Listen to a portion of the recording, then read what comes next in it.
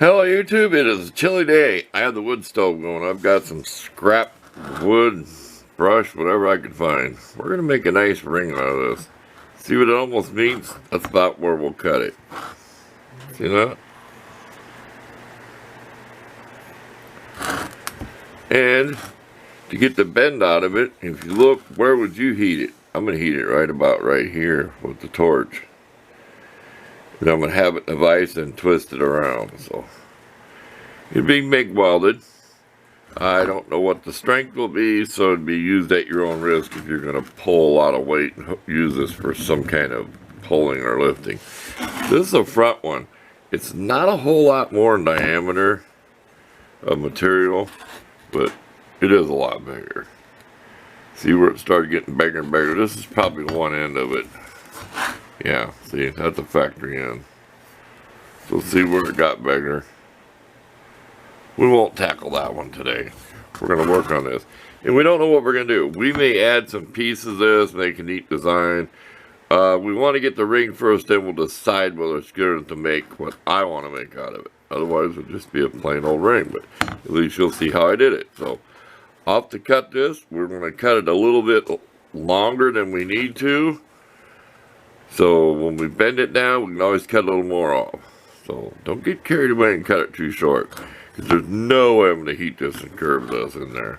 It's going to have to lay right down here to weld it, or it's going to be a lot of work, because I only have a small torch hooked up right now to heat this. So let's talk more work. See, I got this clamped on the vise, and then I screwed the vise in and brought the gap closer. We want a lot to get in there to weld. We want to be able to weld down inside, not around the outside. So that's about right. Let's snap a picture of that. Well, it ain't pretty, but it's welded. That's kind of a big glob. I went back to get a spot that I missed. It's dark and rainy outside, so it's really hard to see what you're doing when you're underneath my little tarp shade and stuff. You have no light to see. I mean, it's like your helmet's already dark, so we're going to do some grinding. This is pitted and rusted, figure 200,000 miles, but we're going for the rustic look. It's sort of round. It's good enough, right? It's sort of round. Well, I want it to look old and rustic. I don't want it to look like something you bought in the store. But the time you clean it up, it's going to be pitted even if you try to shine it. So, there you go. It's just a simple little project. It did work good to clamp that down in the vise and squeeze it together. And I ground out the ends in there so it would take a good weld. And I got in there and got a really good center weld in there. A big glob inside there. So it was welded inside before I put the outside welds in. So I'm not going to load test it. It just depends on what I'm going to use it for. Okay, this is with the grinder, 4.5-inch grinder, and then with the stone, and then with the 120 flapper disc. Not the best I can do, because you can't get inside there. It's kind of dangerous anyway. So we use a Dremel with one of those drum sanders. And we'll have to do some shaping on that. When you get too carried away, you know, don't take away metal you can't put back. When you get too carried away, so that'll be a little bit of grinding in there. But we'll go finish it up, then it'll be done. It'll be good enough. It's round enough for me to use.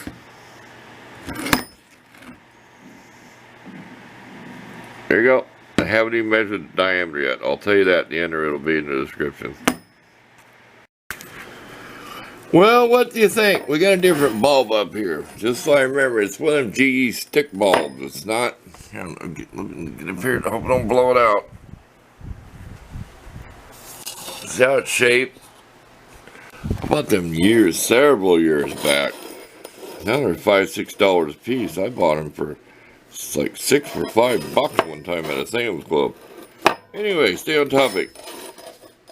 That's good enough for me. We're not going to really polish this, but I've used those grinding stones to, you know, the cutter disc stacked up. And I'm just trying to get rid of where you can't see the weld. That's why I over weld sometimes. But that's good enough.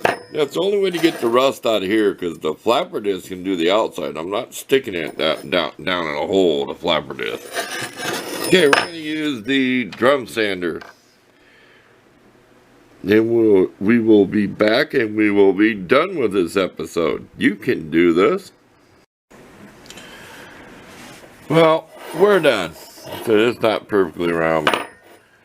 From this to this, about 5 inches across diameter, and this stuff's about 7/16 of an inch diameter, about 11 millimeters, something like that. You know, 13's close to a half inch. So there you go. We did take it to our red abrasive wheel, try to get rid of some of the sanding drum marks. There you go. You can use this for a lot of things. You put like 3 or 4 sticks up through her branches and make like a teepee shelter. You know, put your sticks in there. Like that thing I made for my backpack years ago, if you remember. It had all them little pieces in there, and I thought about doing that, but this one's just going to stay this way. We're just practicing. Got some bling. Oh. It's still pretty, that's some pretty hard stuff. Thanks for watching. Look for the pictures.